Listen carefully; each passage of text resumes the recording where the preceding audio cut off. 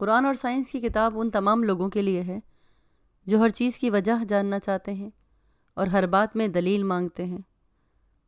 تو یہ کتاب ان تمام لوگوں کے لیے ایک بہترین مثال رہے گی، کیونکہ سائنس کیا اور کیوں کی تشریح کرتے ہوئے کیسے پر آ کر رک جاتی ہے، اور وہاں سے ان اللہ علی کل شیء قدیر شروع ہوتا ہے۔ جزاک اللہ۔ دنیائے آب، زمین کے دو سمندر برابر نہیں، ایک میٹھا اور پیاس بجھانے والا ہے جس کا پینا آسان اور دوسرا کھاری اور کڑوا ہے۔ ان سمندروں سے تم تازہ گوشت حاصل کرتے ہو اور سامان زینت نکال کر پہنتے ہو۔ تم کشتیوں کو دیکھتے ہو کہ وہ پانی کی سطح کو چیرتی ہوئی نکل جاتی ہیں کہ تم تجارت کر کے اللہ کی رحمت کو کما سکو اور پھر اس دولت کو قوم کے قیام و استحکام پہ صرف کر کر عملاً شکر کر سکو۔ سورہ فاطر آیت نمبر 13۔ تو ہم دیکھتے ہیں کہ زمین کے اوپر ایک کھاری سمندر ہے اور زمین کے اندر ایک میٹھا۔ تو اللہ کی رحمت دیکھیے کہ یہ میٹھا سمندر کھاری سمندر سے متاثر نہیں ہوتا۔ سمندر کا پانی کڑوا ہے، لیکن اگر ہم ساحل پر کنواں کھودیں تو عموماً میٹھا پانی نکلے گا۔ ان ہر دو سمندروں کے درمیان ایک دیوار سی حائل ہے جس کا اثر دوسرے کے ساتھ نہیں پہنچ سکتا۔ تو جیسے سورہ نمل میں آیت نمبر 61 میں اللہ نے فرمایا ہے کہ اللہ نے ان دو سمندروں کے درمیان ایک دیوار حائل کر دی ہے، تو کیا یہ کام اللہ کے سوا کوئی اور کر سکتا ہے؟ جیسے بادل سمندر سے بنتے ہیں اور سمندر کھاری ہے اور بادل کا پانی میٹھا ہے۔ اب سوچئے ارب کھرب ٹن پانی کی دنیا بادل بن کر فضا میں تیر رہی ہے، زمین پر کھارا پانی، ہوا میں میٹھا پانی، ان کے درمیان ایک پردہ ہے کہ آب شور اور آب شیریں کو متاثر نہیں کر سکتا۔ دنیا کے مشرق میں بحر الکاہل اور مغرب میں بحر اقیانوس ہے۔ یہ شمال اور جنوب میں ایک دوسرے سے مل جاتے ہیں اور درمیان میں ایک خشکی کا قطع ہے۔ یہ سمندر میلوں گہرے ہیں۔ اگر آج سطح زمین کو برابر کر دیا جائے تو تمام روئے زمین پر 10,000 فٹ گہرا پانی چڑھ جائے گا۔ دنیا کے بڑے بڑے شہر سمندر کے ساحل پہ آباد ہیں، لیکن غرق ہونے سے محفوظ ہیں۔ کیوں نہ ہو؟ کیونکہ ہر چیز حکم الہی کی پابند ہے۔ جب تک سمندر کو حکم نہ ملے وہ خشکی پہ چڑھنے کی جرت نہیں کر سکتا۔ جیسے سورہ رحمان میں آیت نمبر 19 سے لے کر 30 تک موجود ہے کہ اللہ نے دو سمندروں کو آپس میں ملا دیا اور ان کے درمیان ایک برزخ، جسے خشک خطہ کہتے ہیں، جس پہ یہ دست درازی نہیں کر سکتے۔ جیسے اگر ہم پیالے میں پانی ڈال کے اسے کھلا رکھ دیں تو اس میں ہوائی بیکٹیریا یا جراثیم و امراض و ذرات اور غبار شامل ہو جاتے ہیں اور وہ ناقابل استعمال بن جاتا ہے۔ غیر محفوظ کنوؤں اور تالابوں کا پانی اس لیے ناقابل استعمال ہوتا ہے۔ تو اللہ نے پینے کا پانی زمین کی تہوں میں چھپا کر ہم پہ احسان کیا ہے، کیونکہ اگر ہم جوہڑوں سے پانی لے کر ابال کر کے صاف کریں تو یہ تمام وسائل استعمال کرتے تو ایک مسلسل مصیبت میں گرفتار رہتے۔ اللہ تعالیٰ نے مقدس زمین کی پاکیزہ اور مدنی تہوں میں سے شیریں اور شفاف پانی کے دریا یوں جاری کر دیے کہ ہمیں ہر مقام پر لذیذ اور صاف پانی دستیاب ہو رہا ہے۔ جیسے سورہ زمر میں آیت نمبر 21 میں، کیا تم دیکھتے نہیں کہ اللہ نے آسمان سے پانی برسایا اور وہ زمین کی رگوں میں چشمے بن کر دوڑ رہا ہے؟ جیسے سورہ مومنون میں آیت نمبر 18، ہم نے ایک معین مقدار میں پانی برسا کر اسے زمین میں محفوظ کر دیا ہے اور ہم اس ذخیرہ آب کو خشک کر دینے کی طاقت بھی رکھتے ہیں۔ تو دیکھیے سمندر جیسے زمین کے 5 سے 7 حصے پر 5.7 یا 5/7 حصے پر پانی اور 2/7 حصے پر خشکی ہے۔ تو آغاز تخلیق میں جب زمین سورج سے نکلی تو سخت گرم تھی۔ حکمائے جدید نے ثابت کیا ہے کہ تکوین کائنات سے پہلے فضا میں دھواں ہی دھواں تھا۔ اب اس دھوئیں میں ذرات برقیہ میں زمین، آسمان، آب اور باد بننے کی مکمل صلاحیت تو موجود تھی۔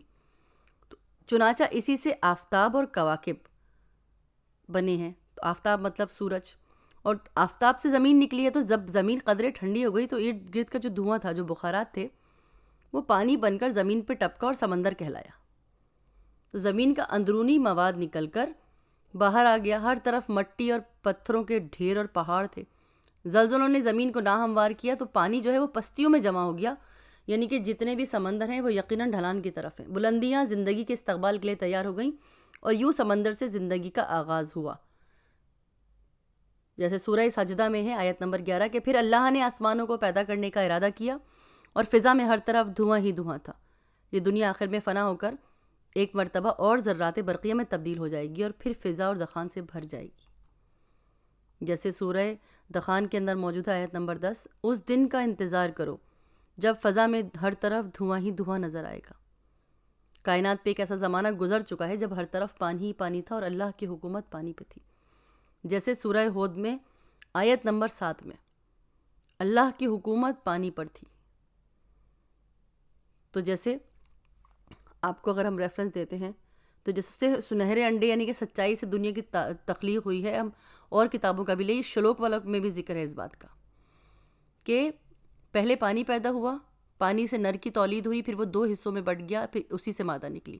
یہ اور مذاہب میں بھی موجود ہے. علماء جدید کی تحقیق یہ ہے کہ آغاز میں سمندر کے ساحل پر ایک جرثومہ حیات نے جنم لیا جو منقسم ہو کر یعنی کہ تقسیم ہو کر نر اور مادہ کی تکون پہ ختم ہو گیا. جیسے سورہ نساء میں ہے، ہم نے آغاز میں تمہیں ایک ذی حیات جرثومے سے پیدا کیا، اسی سے اس کی مادہ نکلی اور اسی مادہ اور نر سے ہم نے بے شمار مرد اور عورتیں پیدا کی. تو جس طرح زوجہ اور شوہر کے امتزاج سے کبھی مادہ اور کبھی نر پیدا ہوتا ہے، اسی طرح ابتدائی جرثومے کے تضائف سے مادہ نر کی تکوین ہوئی. رفتہ رفتہ سمندر میں مرجانوں، مچھلیوں اور جوکوں کا طوفان آ گیا. پھر زندگی نے خشکی پر قدم رکھا، مختلف ماحول میں مختلف اشکال اختیار کی، جیسا کہ اختلافات آب و ہوا اور ماحول کی وجہ سے کوئی انگریز اور کوئی حبشی کی شکل و حیت میں آ گیا. اسی طرح مختلف منطقوں میں زندگی نے مختلف روپ بدل لیے، کہیں چلنے، کہیں رینگنے اور کہیں اڑنے لگی. ہم انسانوں میں صرف شکل و رنگ ہی کا امتیاز نہیں ہے، بلکہ مختلف خطوں میں آلات و صورت و مزاج میں بڑا فرق پایا جاتا ہے. جیسے ایک عرب جو ہے وہ چے، گاف، دال، رے اور پے کے تلفظ سے قاصر ہے، تو انگریز جو ہے وہ تے اور دال نہیں بولتا. تو حقیقتاً ماحول ایک زبردست طاقت ہے جس سے رنگ، زبان، آواز اور قد و قامت تک بدل جاتے ہیں. اس لیے قطعاً تعجب کی بات نہیں کہ اگر دریا میں تیرنے والے جانور زمانے خشکی سے یا پھر ہوا میں اڑنے لگے. ہمیں بعض پہاڑوں سے جو کروڑوں سال تک زیر آب رہے ایسے جانور بھی ملے ہیں جن کی لمبائی 30 یا 40 فٹ تھی، منہ نہنگ کی طرح، جسم مچھلی کی طرح اور تیرنے کے لیے 2 بازو اور فٹ بھر چوڑی آنکھیں. اور ایسے جانوروں کے پنجر بھی دستیاب ہوئے ہیں جو 45 فٹ اونچے تھے اور بڑی بڑی مچھلیوں کو 2 حصوں میں کاٹ کر پھینک دیا کرتے تھے. تو خشکی اور تری ہر دو کی فضا ان جانوروں کو سازگار نہ آئی، اس لیے یہ مٹ گئے، جس طرح قوم کی کمائی پر پلنے والے نکمے پیر آج مٹ رہے ہیں. جیسا سورہ یونس میں آیت نمبر 101 میں ہے، صحیفہ فطرت کی یہ ہدایتیں اور تنبیہ ہیں اس قوم کے لیے مفید نہیں جس کا سینہ نور ایمان سے خالی ہو. جیسے سورہ لقمان آیت نمبر 32، اور جب لوگ سمندر کی مہیب لہروں میں گھر جاتے ہیں تو نہایت خلوص سے اللہ کو پکارتے ہیں. سورہ ہود میں آیت نمبر 42 میں ہے، کشتی نوح لوگوں کو پہاڑوں جیسی لہروں پہ لیے چلی جا رہی تھی. تو قرآن و کریم کے اسلوب کی ایک امتیازی خصوصیت یہ ہے کہ کہیں کوئی مبالغہ نہیں ہے اور کوئی حقیقت سے انحراف نہیں ہے. ہر حقیقت کو جچے تلے الفاظ میں یوں بیان کیا ہے کہ اس ضبط اور متانت بیان پہ داد دیے بغیر نہیں بنتی. قرآن حکیم اس وقت نازل ہوا جب انسانی دنیا اللہ سے کٹ کر ذلت و نکبت کی وادیوں میں سرگرداں تھی اور طول و عرض اور گیتی میں کہیں روشنی، ایمان اور عرفان موجود نہ تھی. بگڑی ہوئی انسانی فطرت کا تقاضا تو یہ تھا کہ ایسی کتاب الہامی بلندیوں سے اتاری جاتی جس میں شاعرانہ مبالغہ ہوتا، تخیل ہوتا، سکوت و الفاظ ہوتے، شوکت و ترکیب ہوتی. لیکن جو کتاب ہمیں دی گئی اس میں باقی تو سب ہے، بس ایک چیز نہیں ہے، یعنی کہ شاعرانہ یا مبالغہ یا تخیل. تو آیت مذکورہ میں امواج بحری کو امواج کوہ پیکر کہا گیا ہے، تو اس میں کوئی بھی مبالغہ نہ سمجھیے گا بلکہ حقیقت ہے. اب اس کی تفصیل جانیے کہ یہ کیا چیز ہے. اب سائنس کیا کہتی ہے؟ سمندر کی سطح کبھی پرسکون نہیں رہتی بلکہ اس پر سے ہوا موجیں اٹھتی رہتی ہیں. چونکہ لہریں ہوا سے زیادہ تیز چلتی ہیں اس لیے بعض اوقات آندھی سے 24 گھنٹے پہلے ساحل پہ آ جاتی ہے. اب بات یہاں سمجھنے کی ہے کہ آندھی سے 24 گھنٹے پہلے ساحل پہ نمودار ہوتی ہے تو گہرے پانی میں کم محسوس ہوتی ہیں، لیکن ساحل کے قریب یا کم گہرے پانی میں دہشت ناک صورت اختیار کرتی ہیں. بحرہ ہند میں اکثر ایسی لہریں دیکھنے میں آئی ہیں جن کی بلندی 39 تا 37 فٹ تھی اور چوڑائی 770 یا 1300 فٹ اور رفتار 25 یا 32 میل فی گھنٹہ تھی۔ تو اس کا اندازہ صرف اس امر سے لگائیں کہ ایک تجارتی جہاز لہروں کی زد میں آیا تو اس کے پرخچے اڑ گئے۔ بعض اوقات یہ لہریں زلزلے سے پیدا ہوتی ہیں، جیسے 1922 میں چلی کے ساحل میں جزیرہ یاپ پر ایک بحر الکاہلی جزیرہ تھا، اس کے ارد گرد موجیں دیکھی گئی تھیں جن کی بلندی 50 فٹ تھی۔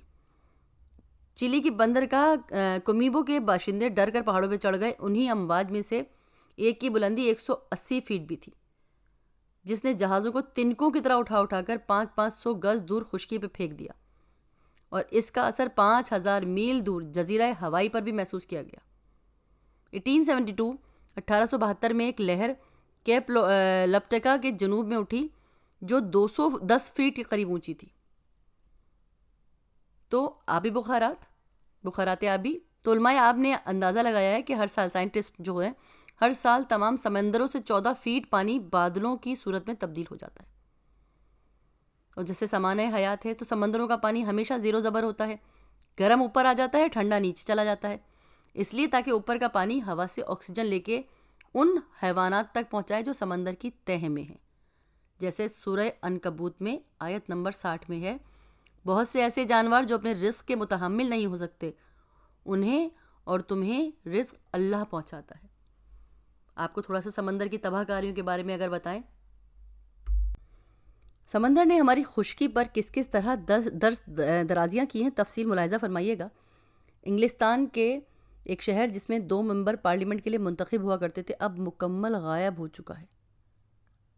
کارنیوال کا علاقہ پہلے 15 لاکھ ایکڑ تھا، اب بحری حملوں سے 8,33,500 ایکڑ رہ گیا ہے، اور تقریباً 7 لاکھ رقبہ آب برد ہو چکا ہے۔ جزیرہ سسلی اور سرزمین اٹلی کا درمیانی حصہ لیونس کہلاتا تھا، اس میں سے 140 درجے کے قریب اتنی ہی بستیاں موجود تھیں، تقریباً 140، اور آج یہ خطہ مکمل پانی میں ہے۔ ماؤنٹنز بے پہلے خشکی تھی، دلیل یہ ہے کہ اس کی تہہ سے ہمیں درخت، جنگل اور صحرائی جانور کے لاتعداد ڈھانچے ملے ہیں۔ اس علاقے پر 14ویں صدی میں پانی چڑھ گیا۔ شمالی ویلز پر آج سے 600 سال پہلے پانی چھا گیا اور 14 گاؤں غرقاب ہو گئے۔ اس تباہی کی وجہ یہ بتائی جاتی ہے کہ دروازوں والا ایک بہت بڑا بند تھا جس پر ایک سینیتھیم نامی محافظ مقرر تھا۔ ایک دن اس نے کچھ زیادہ ہی شراب پی اور نشے میں بند کے دروازے کھولے، جس سے 14 بستیاں بہہ گئیں۔ جس زمانے میں ڈنچ مشرقی انگلیا کا دارالسلطنت تھا، اس میں ایک ٹیکسال 52 گرجے اور 236 مدارس تھے۔ عروج روما کے وقت یہ روم کی سلطنت میں شامل تھا۔ بعد میں ہنری دوم کے 4 جہاز یہاں رہتے تھے۔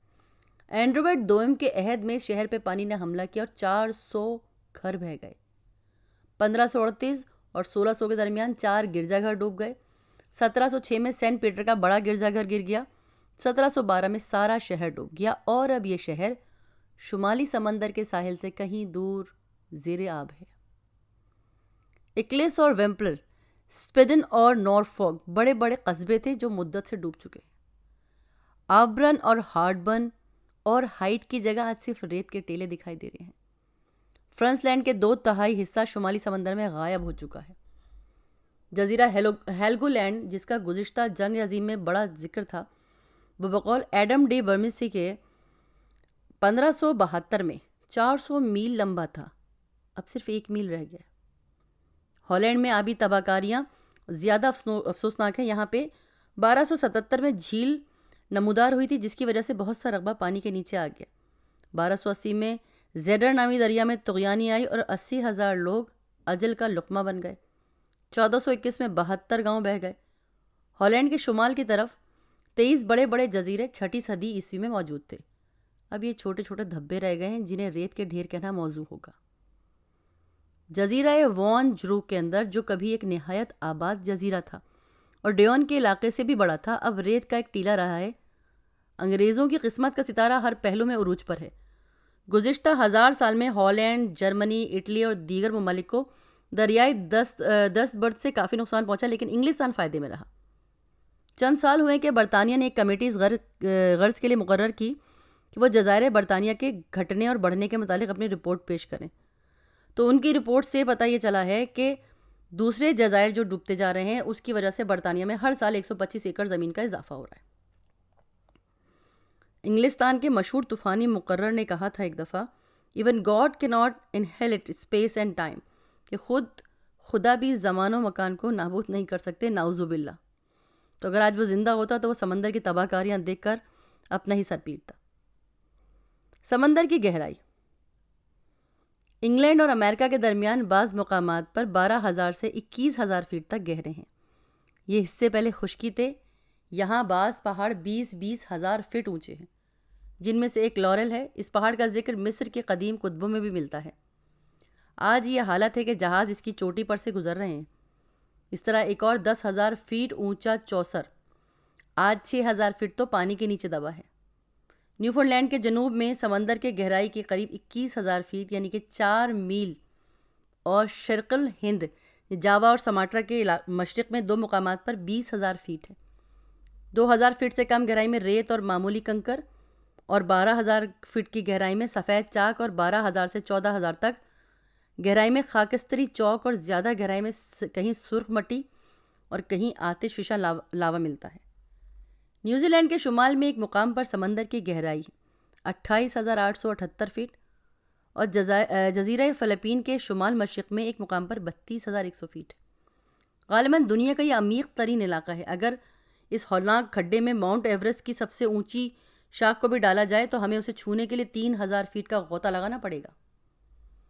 جاپان اور امریکہ کے درمیان سمندر تقریباً 5 میل گہرا ہے۔ بدیگر الفاظ جاپان کا چھوٹا سا جزیرہ جو ہے ایک مہلک گڈھے کے عین کنارے پر ہے، اور کبھی ممکن ہے کہ کوئی زلزلہ اس پورے ملک کو اٹھا کے چھوٹے سے پتھر کی طرح اس گڈھے میں پھینک دے۔ دنیا کے تمام بڑے بڑے شہر سمندر کے ان بھیانک گڑھوں میں واقع ہیں جنہیں تباہ کرنے کے لیے ایک معمولی سا زلزلہ ہی کافی ہے۔ مقام تعجب یہ ہے کہ یہ لوگ موت کے جس قدر نزدیک ہیں اللہ سے اتنے ہی دور ہیں۔ سمندروں میں مینار روشنی جو ہیں بحری گزرگاہوں پر جہاز رانی میں سہولتیں پیدا کرنے کے لیے جا بجا مینار روشنی نصب کیے گئے ہیں، جیسے سورہ نحل میں آیت نمبر 16 میں ہے۔ ستاروں کے علاوہ کچھ اور علامات بھی ہیں جن سے رہنمائی کا کام لیا جاتا ہے۔ تو اس وقت دنیا میں تقریباً 12,000 مینار روشنی موجود ہیں۔ انگلستان کے ارد گرد 300 اور امریکہ کے ساحل پر 3,000۔ ان میں سے بعض سمندر کے درمیان چٹانوں پہ ہیں اور بعض ساحل پر۔ دنیا میں سب سے بڑا مینار اسکندریہ میں آج سے 2200 سال پہلے تیار کیا گیا تھا۔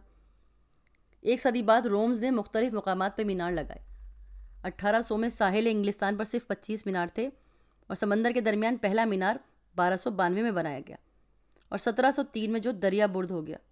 18ویں صدی کی ابتدا کے یہ مینار لکڑی سے بنائے جاتے تھے۔ جان سمپٹم پہلا انجینئر ہے جس نے پتھر استعمال کیا۔ 1807 میں رابرٹ سٹیون نے بل راکس اور انچپ کا جو حصہ ایک عظیم الشان مینار بنایا جس پر 4 سال اور 6 لاکھ پاؤنڈ صرف ہوئے۔ 19ویں صدی کے آخر تک ایک نیل لارڈ آئل ان میناروں میں استعمال ہوتا تھا، ایک آئل، جس کے بعد انجن کے ذریعے بجلی پیدا کر کے بعض میناروں میں روشنی کا انتظام کیا گیا۔ بہت سے میناروں میں ریڈیو سیٹ بھی رکھے گئے تاکہ محافظین جن کی تعداد 3 سے زیادہ نہیں ہوتی تھی ان کا دل بہلا رہے۔ بعض میناروں میں بدستور تیل جلتا ہے، مثلاً مغربی آسٹریلیا کے جزیرہ ایکلپس کا مینار، اس کی روشنی میں 11,60,000 موم بتیوں کی طاقت ہے۔ فرانس کا ایک مینار جو کیپ ڈی ہوور میں نصب ہے بجلی سے روشن ہے، اور اس کی روشنی میں 2,25,00,000 موتیوں کی طاقت ہے۔ جیسے اب ہم سفینوں کی بات کریں، سورہ بقرہ آیت نمبر 124۔ بے شک آسمانوں اور زمین کے پیدا کرنے میں، اور رات اور دن کو ایک دوسرے کے پیچھے آنے اور جانے میں، اور کشتیوں میں جو دریا میں لوگوں کے فائدے کے لیے رواں ہیں، اور میہ میں جس کو اللہ آسمان سے برساتا ہے، اور اس سے زمین کو مرنے کے بعد زندہ یعنی کہ جو خشک ہوئے سرسبز کر دیتا ہے، اور زمین میں ہر قسم کے جانور پھیلانے میں، اور ہواؤں کے چلانے میں، اور بادلوں میں جو آسمان اور زمین کے درمیان گھرے رہتے ہیں، تو عقل مندوں کے لیے اللہ کی قدرت کی نشانیاں ہی کافی ہیں۔